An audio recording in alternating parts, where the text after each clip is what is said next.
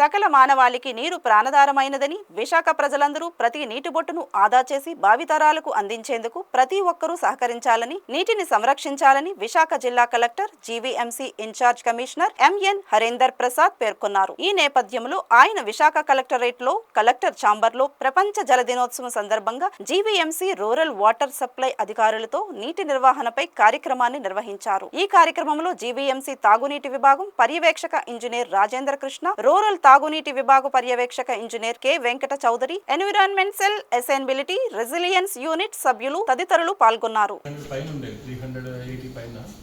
So last time మనం ఏంటంటే ఒక 50+ వాటర్ బాడీస్ని ఐడెంటిఫై చేసాం, which needs rejuvenation of water bodies. Okay, so plan ఏంటి అంటే సిఎస్ఆర్ ఫండ్స్ రైజ్ చేసి వాటిని మనం రీజ్యూనేట్ చేయాలి, అంటే జీవీఎంసీ బర్డెన్ లేకుండా అనేది ప్లాన్ అది.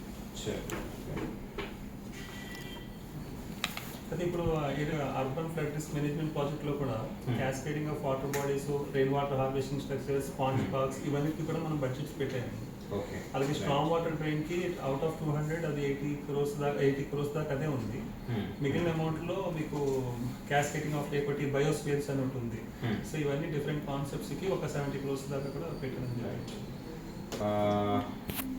ఎక్కడ గ్యాప్ ఉందంటే the gap is primarily in among citizens in terms of how difficult it is to get the water to the tap.